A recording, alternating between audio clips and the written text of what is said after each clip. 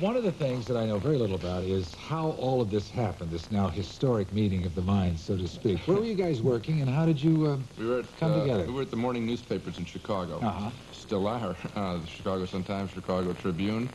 And it was a decade ago, as you mentioned in the introduction, and we got phone calls from a producer at Channel 11, the PBS station in Chicago, saying, we're thinking about doing a weekly review of the arts, 1 week movies, 1 week plays.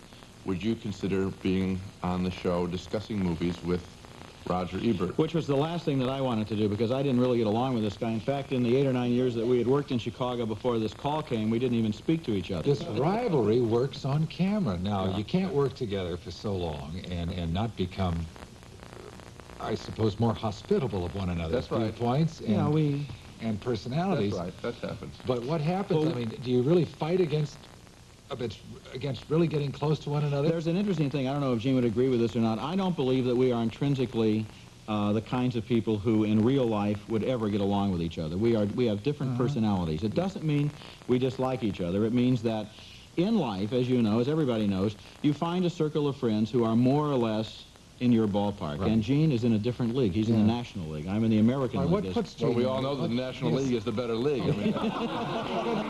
What puts Gene in a different league? Well, first of all, you're married. Well, I was referring to football. All right, you're married, and you're married. The Bears were, wait a minute, Bears were the National Conference. You just alienated Chicago right now. I was referring to tennis. Never mind. Take a fourth stab at this. You're married. Yeah. He's a bachelor. There are tons of differences, Gary. Yes. Roger is from downstate Illinois. I'm from the city of Chicago. Roger... I'm from a sophisticated university town. He's from a suburb. Wait a minute. The University of Chicago isn't sophisticated? It's one of the great universities in the world. The University of Chicago is further from your home than my home is from Chicago. Is this like being an Aggie in Texas? No, but one of the things is I collect modern painting.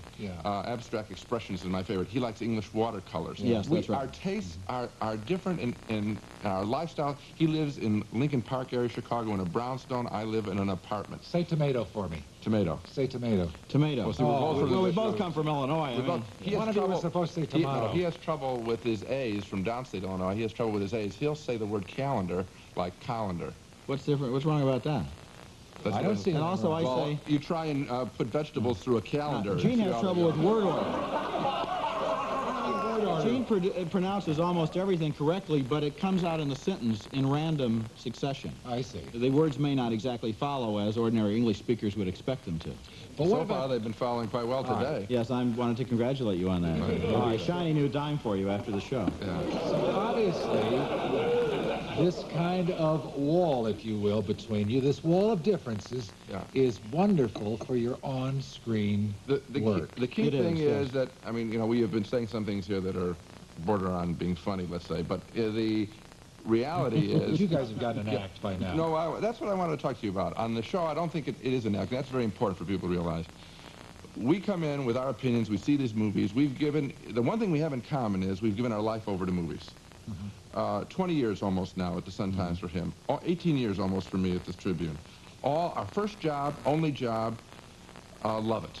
We love the movies more than the filmmakers because we wouldn't make some of the garbage that they make. But your reputations are based upon different viewpoints concerning the same film. What happens when you both like the same film? Do I just get that impression? We like the same film more often than not. We probably agree between 2/3 and 3/4 of the time because a whole lot of movies are, generally speaking, good or bad. I mean, it would be very surprising if we had very many disagreements about the Friday the 13th films, for example, because probably both of you dislike them.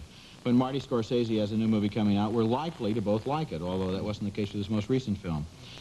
Frequently, we agree because the movies are clearly in one camp or the other. What we disagree about sometimes is what we admired about the movies, what we saw in the movie, why it worked better for one than for the other, and then about a quarter of the time we probably do disagree. In other words, we don't fake it on the show in the name of, because we hear all the time, we like it when you disagree. Well, if we were going to fake it, we would disagree a lot more than we do. We agree far more often, as Roger said. Even when you guys agree, there's a little edge there. There's a professional competition going on. And also competition in a way for the minds of the viewers. I want people to agree with me or to say, I like the movie because of what Roger saw in it, instead of for what Gene saw. Because what you're doing, even when you're talking to friends at dinner after seeing a movie, is really you're contending with other viewpoints in terms of your viewpoint for the movie. That's how people talk about movies, I think. They said, there's a great line that said that the subject of every speech is why you should be more like me. You know, especially graduation speeches, right? Well, what we're doing is we're saying to each other, why can't you see it more like me? All right. I don't know if we'll ever resolve that, but we do have Judith Kariansky. She's a psychologist and social expert on social disorders, I might add, or social order. Well, we've got it. And we'll be examining this fierce competition. I hope she starts. Works. I hope she starts with me, because if she starts with Gene, we may never get to me. Okay. We also have Lucille Ball. We've got Terry.